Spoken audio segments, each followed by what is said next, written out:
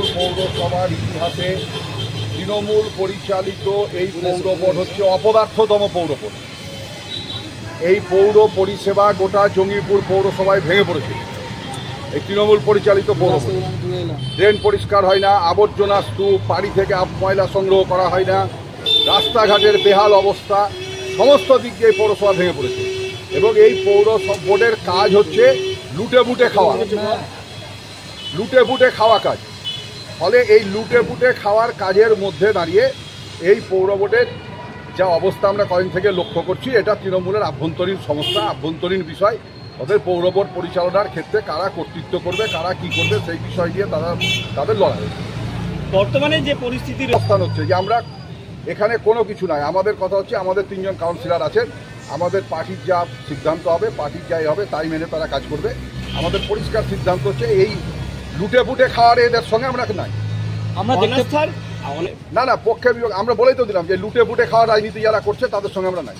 আমরা দেখতে পেলাম যে বিজেপি লোককে জিজ্ঞেস করবেন, সেটা তাদের ব্যাপার। এই যে টিএমসি ভার্সেস টিএম, আমরা যখন বামপন্থীরা ভোট চালিয়েছি, আমরা একটা নিয়মের উপর দাঁড়িয়ে ভোট চালিয়েছি। একটা নিয়ম ছিল, নীতি ছিল, নীতিনিষ্ঠ অবস্থান ছিল। এবং জঙ্গিপুর এলাকার মানুষ জানে যে কিভাবে বামপন্থীরা পৌর পরিষেবা মানুষকে দিয়েছে। ফলে সেখানে তো অনাস্থা আসার কোনো প্রশ্ন ছিল না, কারণ সেখানে তো মানুষের কাজ করার জন্য আমাদের কাউন্সিলররা যেত। আর এখন যারা যাচ্ছে তৃণমূলের কাউন্সিলর, তারা লুটে বুটে খাওয়ার জন্য যাচ্ছে বলে তার মধ্যে নিজেদের মধ্যে গন্ডগোল। বর্তমান যে নাগরিক পৌর পরিষেবা মুখ থুবড়ে পড়েছে জঙ্গিপুর পৌরসভায়। আজকে চলে যান রাস্তায় আবর্জনা, চলে যান ড্রেন পরিষ্কার হচ্ছে না, রাস্তা ঝাঁট দেওয়া হচ্ছে না, বাড়ি বাড়ি যে ময়লা কালেকশন করা হয় তা হচ্ছে না, রাস্তাঘাটের বেহাল অবস্থা। গ্রামের দিকে লোক একটা কথা বলে যে মোথা বলে একটা ঘাস পাওয়া যায়, বলে যে চাষি ওই ঘাস কাটার পর ওই ঘাস নাকি মাথা তুলে দেখে চাষি কত দূর গেল। জঙ্গিপুর পৌরসভায় যা কাজ হচ্ছে, কন্ট্রাক্টররা যা কাজ করছে পৌরসভার, ওই পিচ রাস্তা আবার মাথা তুলে দেখছে কন্ট্রাক্টর কত দূর গেল। আজকে কাজ হচ্ছে, কালকে উঠে যাচ্ছে রাস্তা। কোটি কোটি টাকা দুর্নীতি তো হয়েছি, আমরাই তো প্রথম থেকে বলছি এই দুর্নীতি হয়েছে। আমরুত প্রকল্পের টাকা, বিভিন্ন প্রকল্পের টাকা তছরূপ হচ্ছে, লক্ষ লক্ষ কোটি কোটি টাকা তছরূপ হচ্ছে পৌর পরিষেবা। রাস্তাঘাটের পরিবেশ দেখছেন না কি অবস্থা। আর এই তছরূপ হয়েছে বলেই তো গন্ডগোল। তছরূপ নেই, আমরা তো বলছি যে লুটে ফুটে খাওয়ার পৌরসভা চলছে বলেই এত কিছু সমস্যা, এত কিছু গন্ডগোল।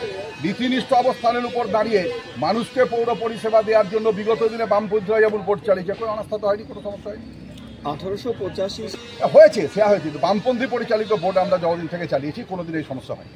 বা অন্য যারা চালিয়েছে সেখানে সমস্যা হয়েছে, তাদের মধ্যে হয়েছে সমস্যা, কিন্তু আমাদের মধ্যে এটা আমাদের এই অনাস্থার জন্য আন্দোলনে অনেক বামপন্থীরা আমরা যাদের প্রার্থী দেবো, আমাদের এখন এখানে লড়াই হবে, আমরা লড়াই করবো।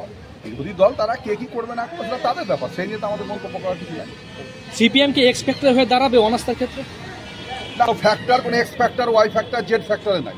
আমাদের একটাই ফ্যাক্টর হচ্ছে পৌর পরিষেবার জন্য মানুষকে পরিষেবা যাতে সঠিকভাবে হয়, তার জন্য আমরা লড়াই।